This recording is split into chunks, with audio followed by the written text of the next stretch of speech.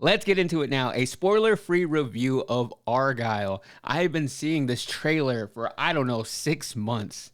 And a movie that has spent so much money on marketing and advertising. And you have a pretty good cast here with Henry Cavill, Bryce Dallas Howard, Sam Rockwell, Dua Lipa, John Cena from director Matthew Vaughn, who has also done the Kingsman movies. He did X-Men First Class. And he did one of my favorite superhero movies, Kick-Ass. The movie cost $200 million to make. It's about 2 hours and 20 minutes, which is a pretty long runtime. It's an Apple original film rated PG-13. It's described as an action thriller. And I will say at the top of this review, there was action in it. It was weak, kind of lame, made for kids action. So what the premise of this movie is, Bryce Dallas Howard plays an author. She meets a real life spy on a train. He tells her that the things that she has been writing about, she's actually predicted real life events. So now people want to capture her because they believe that she is onto something bigger than herself. And that's really all I can tell you about the plot because again, we're a spoiler-free show here. Everything that is shown in the trailer, that's the initial setup. So she meets Sam Rockwell, they go on an adventure together, and then it's a spy movie. The tagline of this movie is, the bigger the spy, the bigger the lie. And that kind of plays out throughout the entire spy movie. As you can imagine, with a movie like this, a lot of twists and turns. So I won't get into all the details about that. So let's talk about where this movie went wrong and why it only made $18 million at the box office. The movie started off very, very cheesy. It's a very kind of cheeky play on the whole spy thriller. What you have in the movie, it goes back and forth between playing out things from the book and then how it actually happens in real life. So Henry Cavill plays Argylle in the book. So you have scenes from the book being acted out as either the story is being read or as she is writing the story. And I found cutting from that to the real life action was a little bit weird. I understand what they were trying to do with that, but it really fell flat. My biggest complaint with this movie is it's an action movie. The director knows action, you can tell by his resume, but he knows action in the R-rated genre. And this almost felt like the studio came to him saying, hey, we love what you do, but we want a little bit more of a family-friendly version of what you do. So they slapped a PG-13 rating on it, and what that does is it creates a lot of weak action. There are a lot of guns in this movie, a lot of shootouts, and people getting shot, but there is no blood. So it very much feels like it's playing to a younger audience, but all the themes in this movie are playing to an older audience. So I don't really think they had it targeted down of who they wanted this movie to appeal to. Maybe they also said, what if you made one of your movies and made it a little bit more female friendly? You throw Dua Lipa in there, Bryce Dallas Howard, maybe that's a little bit more appealing. But even that didn't really come across in this movie because all of the action sequences were beyond cheesy. My favorite thing out of this entire movie was the cat. I think the cat actually wrote this movie because it made literally no sense. And it tried to be very witty and thoughtful and throw things at you, but it was so poorly done. And it's surprising to me of how many great actors are actually involved in this project. You have Bryan Cranston, Breaking Bad himself in this movie. And it just was hard for me to believe any of their performances, and the acting from great actors was so bad. And I like Sam Rockwell, but he did not really do a good job at leading this movie. And Bryce Dallas Howard and his chemistry was so off-putting. And her character altogether, I don't know exactly what they were trying to accomplish with her, but it was so unbelievable to have somebody who is supposed to be so smart, be an author, be so clueless through the better part of this movie.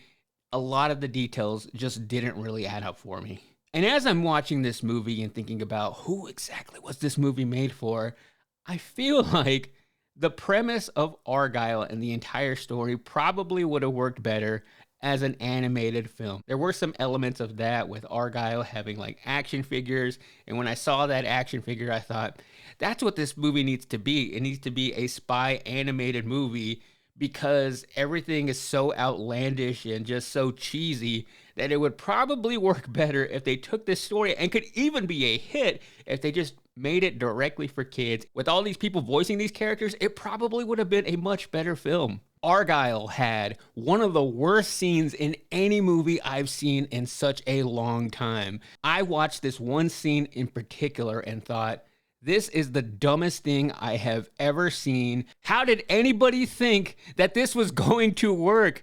I felt dumber after watching this scene. And then, not only did that scene completely fall flat, but they followed it up with an even dumber scene.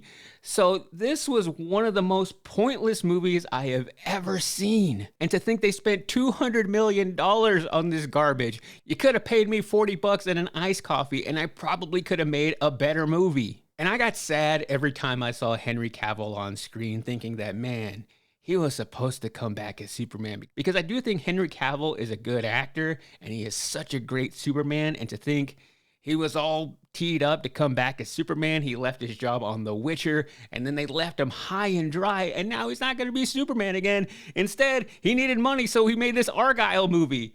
I just can't wrap my head around who thought all the elements in this movie were going to work. An interesting play, though, from Apple, who is kind of getting back into putting their movies out in theaters before they put it on their streaming service to kind of see how they do. And they spent a lot of money on this movie, not only with making it, but also with the promotion. I kind of forgot that it was an Apple original until I pulled up Apple to watch Masters of the Air, and there it was, front and center, Argylle. So they probably put it out because they do have a lot of big names attached to it. It's also February, which is a slower month at the movies, and they thought, okay, we could put this out right now. Doesn't have a whole lot of competition.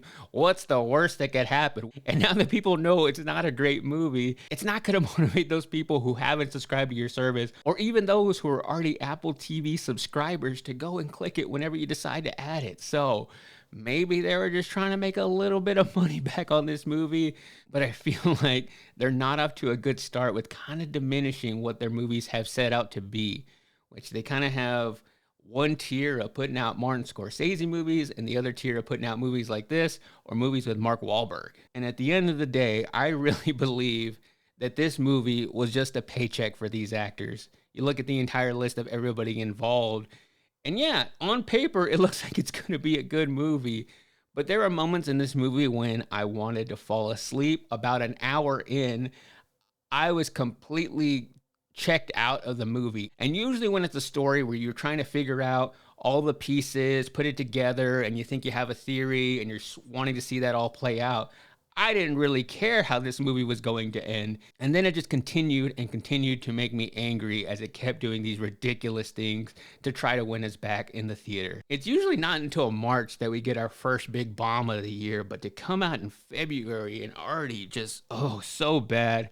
I give it 1 out of 5 cats. And the only reason I give it a 1 is because there was one moment in the movie, just one moment, where I was like, okay, they're kind of winning me back here. There's kind of some momentum going, and then boom, they crushed it. So not only is this a movie you don't need to go see in theaters, it's not even a movie I would recommend to watch when it goes to streaming. And this is the best movie quote I found to describe this movie. Just when I think you couldn't possibly be any dumber, you go and do something like this. And then I also felt like this. What you just said is one of the most insanely idiotic things I have ever heard. At no point in your rambling, incoherent response were you even close to anything that could be considered a rational thought. Everyone in this room is now dumber for having listened to it.